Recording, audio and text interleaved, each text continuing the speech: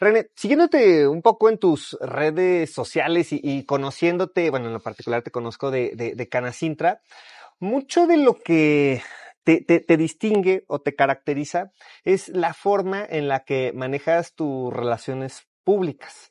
A veces una limitante por muchos motivos que podemos llegar a tener cuando estamos emprendiendo, pues es ese corto tiempo que a veces en una ambición desmedida, que a veces ni siquiera lo logramos.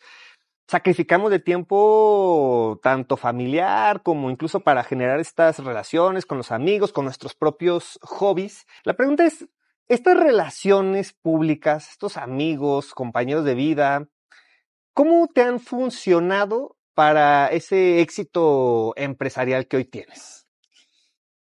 Mm, Fíjate que al principio no sabía muy bien cómo poder aprovecharlo.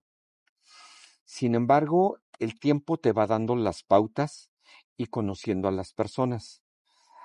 Al final yo me di cuenta que en, en Canacintra creo que la ganancia más importante que puede tener un presidente efectivamente son las relaciones.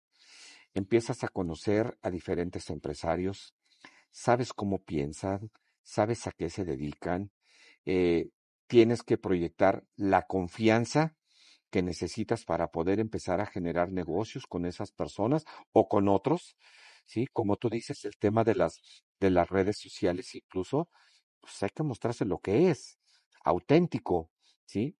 Y no estar viendo otros temas, ¿sí? Yo realmente me muestro como soy, ¿sí? Me muestro con, con, con esos grandes gustos, por ejemplo, que tengo hasta con mis mascotas, con mis gatos, porque yo recojo gatos, recojo familias de gatos, ¿sí? Y y después les busco casa y les busco hogar, todas esas cosas, ¿no? Entonces, hago muchas cosas que me llenan. Y cuando eres una persona que se muestra auténtica tal como es, las personas te tienen confianza, ¿sí? Y aparte de todo, yo creo que no tengo yo una persona que me pueda decir al día de hoy, René, me fallaste, René, abusaste de mi confianza. Entonces, no, no. Y realmente los negocios se van dando de una manera natural también, porque a veces incluso donde menos esperas, nace un buen negocio, ¿sí? Lo otro, pues es de la manera común empresarial, en donde tenemos a nuestra área comercial que se encarga, pues obviamente de hacer las labores de prospectación, mercadotecnia, etcétera, etcétera. Y pues esa es la manera profesional, ¿no? Pero la manera orgánica, pues creo que es la que te acabo de mencionar, ¿no? De acuerdo. Pero todo en base a buenas amistades, en base a conocimiento, inversión de tiempo, pero sobre todo inversión en confianza. Ahora, aparte de ser recolector de gatos, ¿qué hobbies o qué gustos personales son los que tienes que te han permitido de una manera u otra desarrollarte como persona? Dices, esto no esperaba nada, hace rato platicábamos jugar golf, no tienes una expectativa, pero a la larga, cuando le encuentras un poco como la parte filosófica, te ha permitido un crecimiento personal. ¿Cuáles serían esos hobbies? Pues fíjate que no creo que sean tanto de crecimiento personal mis hobbies, sino de un gusto. Porque los hobbies se relacionan con eso, ¿no? Con algo que Claro. disfrutas. Y pues bueno, desde joven, pues yo estuve practicando muchos deportes. Yo jugué fútbol soccer, jugué fútbol americano, basquetbol, voleibol, jugué tenis, este, juego golf, sí, no es mi pasión, ni te puedo decir que es algo que me encanta, pero cuando los amigos me dicen vamos a jugar, pues vamos a jugar, ¿no? Y juego no para ganar, sino juego para divertirme con ellos, ¿no? Me encantan mucho las motocicletas. Tengo ya varias décadas practicando el motociclismo de alta velocidad y me sigue gustando muchísimo. Entonces, yo tengo motocicletas deportivas y a mí me gustan muchísimo, me gusta la velocidad. Salgo no en grupos, sino salgo solo porque la seguridad es muy importante y si alguien se da en la torre, pues soy yo, no me llevo a nadie conmigo, ¿no? Claro. Entonces, es algo que a mí me gusta, es algo que he disfrutado y yo creo que hace unos 5 años empecé a bajarle ya todo ese tema. Llegué a estar en el club de los 330, de los 330 kilómetros por hora, ¿sí? Hoy en día ya lo hago muy para disfrutar, ya soy una persona que va a una velocidad bastante moderada, donde me detengo a ver los paisajes. Hoy en día es otro tema, ¿no? pero mis hobbies realmente son para darme gusto, ¿sí? Y muchas veces me da una tranquilidad para que cuando llegue a mi casa también pueda disfrutar lo mismo. El negocio llego también y igual lo disfruto, porque yo hago lo que me gusta, ¿no? Entonces, incluso mi trabajo para mí se convierte en un hobby y estar haciendo este tipo de negocios sustentables, para mí tienen un gran valor, ¿no? Claro. Por todo lo que ya comentamos anteriormente. Entonces, creo que los hobbies ahí están. Aterrizando en esta parte empresarial que platicábamos hace un momento, de cómo una empresa, además de ser un ente generador de riqueza, pues obviamente para sus dueños, para fundadores, también se transforma o debe ser transformado en un ente generador de un cambio social, incluso si se pudiera hasta de movilidad social Ajá. para toda la gente que es parte de la organización, todos los colaboradores, independientemente de la jerarquía que pudieran llegar a tener o lo que le aportan a una empresa. Tú decías que así es como concibes un negocio, e incluso hacíamos, no una crítica, pero decíamos que es complicado pensar cómo en México y en el mundo en general, a veces las empresas solamente son vistas como eso, algo que me va a dar para vivir y para que mi familia viva bien. Lo demás es secundario, ¿no? Es consecuencia de. ¿Cómo es que René comenzó a concebir esta imagen? Es a través, decías tú, de Roberto Plasencia, que fue uno de tus imágenes empresariales y que hoy las tienes como visualizado. ¿O dónde es que te diste cuenta que las empresas son eso, entes generadores de riqueza no solo para ti, sino para la sociedad? Bueno, me he dado cuenta de esto desde mi formación profesional.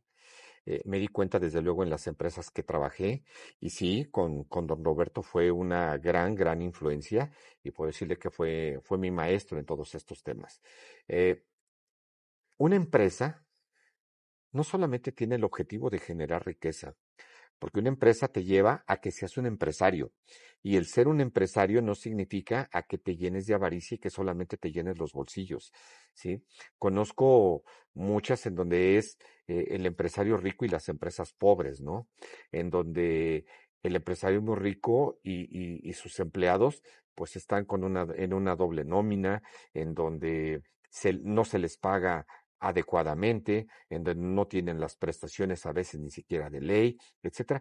Y el empresario tiene una responsabilidad social, ¿sí? Y esta responsabilidad es en mejorar la vida de todas aquellas familias que dependen también de la empresa, así como la mía, también la de los colaboradores. Entonces yo creo que, por un lado, la mejor vida para tu gente, ¿sí? La mejor implicación en temas ambientales, ¿sí? La implicación en donde pueda ser una corriente que otros puedan seguir en el futuro, ¿sí? Para dejar un mejor lugar del que recibimos. A veces no me doy cuenta de que estoy haciendo las cosas mal, pues porque así fui educado. México, salvo en el ámbito que hoy ya es empresario, pues obviamente a los hijos los metes a una escuela donde les dan una cultura empresarial y en casa lo ves, ¿no? Te llevas a tus hijos a la empresa y con eso, pues al final se van involucrando. Pero en escuelas, en universidades convencionales, pues la realidad es que no, es mucho más tecnicismo y no te fomentan una cultura de empresa. Y no hablo de empresa, de ser empresario y crear un negocio, que eso es algo muy, a veces, hasta muy instintivo o incluso hasta por necesidad. Pero la cultura de empresa es, pues, aunque tú no seas el dueño, ponte una camiseta a cambio de que obviamente la empresa también, como dices tú, sea ese factor en el que todos nos podamos desarrollar. ¿Qué harías tú, René, si dependiera de ti para transformar esta cultura y ya no ser como esa resistencia de los trabajadores contra el dueño? Porque siento que me están explotando y el dueño pensando que todo el mundo le quiere robar o que nada más van por el sueldo y no se ponen esa camiseta. Pues mira, primero que todo, pues hay que conocer los números hacia el interior de tu propio negocio, de tu empresa, ¿no? Si tú manejas tus costos, conoces perfectamente cómo se manejan tus inventarios, las ventas, la cobranza, la administración, pago de impuestos, prestaciones para tu gente, sueldos, etcétera, etcétera. Si todo eso lo tienes amarrado, pues yo creo que no tienes que pensar que te están robando, ¿sí? Yo creo que la confianza en la gente Es algo que nos puede ayudar muchísimo. Obviamente todos vivimos una diferente película porque todos tenemos perfiles diferentes y vivimos una vida diferente. Eh, Debemos tener mucho cuidado también con el exceso de confianza, porque ese ha sido uno de mis aprendizajes también, y me he dado cuenta que el exceso de confianza también te puede dar dolores de cabeza. Am, Hay algo que es muy difícil de encontrar y es, por ejemplo, cuando dices voy a buscar un brazo derecho para mi negocio, conmigo, y es difícil encontrar una persona que realmente se ponga en los zapatos del dueño, que diga, voy a cuidar realmente esta empresa. Y ¿sabes qué? Pues es que yo estoy encargado de las ventas, pero yo solamente las ventas. Las finanzas a mí no me interesan, el desarrollo a mí no me interesa, la calidad no me interesa. Yo estoy en ventas, ¿sí? Pero si tú quieres ser un brazo derecho y quieres llegar a ocupar la silla del dueño, ¿sí? Pues tienes que ponerte entonces en sus zapatos y decir, ¿qué le preocupa al dueño? ¿Sí? Y entonces irse por ese lado y empezarte a cultivar en las finanzas, en la calidad, en el desarrollo, etcétera, etcétera, ¿no? Invertir en uno mismo. Y el invertir en uno mismo te da la capacidad de mejores pensamientos, de proyectar y extrapolar, ¿no? Entonces te das cuenta cuál va a ser tu camino, si puedes o no puedes llegar.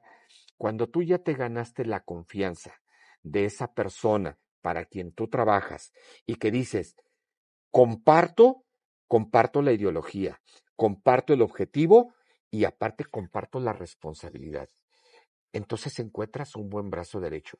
Y yo creo que si aquellas personas que quieren llegar a destacar en una empresa, pues pónganse los zapatos del dueño y verán entonces cómo la confianza se va transformando, ¿sí? A llegar a tener objetivos definidos y cómo el dueño o los principales ejecutivos de esa empresa lo van a valorar porque lo van a ver en resultados. Y todo eso, pues obviamente si se hiciera a una escala masiva o todos lo hicieran en la misma empresa, pues sería entonces una empresa de élite y de éxito, como existen muchas también en nuestro país, ¿no? René, y vámonos un poco al ámbito político, no partidocrático, pero sí político. René, pues, en la zona Bajío y a nivel nacional, porque ha sido miembro del Consejo Canacintra Nacional, es una voz, digo yo, una voz potente, que tiene que levantar la voz cuando hay que levantarla, siempre, decíamos, proponiendo o siendo participativo, pero ¿hasta dónde tú asumes esa responsabilidad que has tenido como presidente de cámaras, en este caso Canacintra, pero has sido miembro de diversos consejos, has estado incluso en una parte de seguridad en el municipio de León? ¿Cómo asumes pues ese reto por las palabras y las implicaciones que pudieran llegar a tener? Pero hablabas de la responsabilidad, ese compromiso y asumir la responsabilidad en que si levantas la voz, tiene que haber una consecuencia, pero también callar en ocasiones pudiera tener esa consecuencia. ¿Cómo la asumes? ¿Cómo cargas con eso? Bueno, para empezar, como dijo aquel poeta, ¿no? El silencio no es tiempo perdido. Y yo considero que el ocupar ciertas sillas de representatividad sí te dan la manera de poder opinar, te dan la manera de ser un contrapeso, te dan la manera de emprender muchas cosas que puedan ser socialmente favorables o de éxitos empresariales, desde luego, pero no quiere decir que esto sea todo, porque mira, incluso siendo un presidente nacional de una cámara que tiene 50,000 empresas afiliadas en el país, en donde el 90% son MIPYMES, ¿sí? Se escuchan, se escuchan, pero yo creo que no todo va de lo que uno quiere, sino tienes que aprender a manejar políticamente el discurso, tus peticiones y cómo lo haces, porque cuando te vas a dirigir a un gobierno, lo primero que necesitas es la voluntad política del gobierno para escucharte y para poder hacer un plan, ¿no? Si cuentas con esa voluntad política, vas a ser escuchado. De lo contrario, pues todo se va a quedar en muchos discursos. Entonces, hay que ser muy inteligente para todos esos temas. tienes que elegir muy bien tus batallas, tienes que elegir muy bien a tus colaboradores y a tus aliados para que realmente puedas hacer ruido. Y obviamente tus objetivos deben dejar un resultado de impacto, porque muchas veces podemos decir, es que tengo tales objetivos y uno y otro y otro y otro y otro y otro y otro, y al final, oye, ¿y qué hiciste? A ver, dame tus resultados duros. No, pues ahí están. No, viejo. Son como los KPIs, ¿no? Todo se puede medir adecuadamente con un nivel de resultados. Entonces, si tú quieres hacer algo, debes hacerlo por ahí y debes tener tus resultados medibles y tangibles. Entonces es cuando tu opinión se vuelve importante, ¿sí? Creo yo que debe existir una congruencia, la congruencia entre lo que piensas, lo que dices y lo que haces. Y si eso se da, pues entonces te van a escuchar con interés porque saben que eres persona de resultados.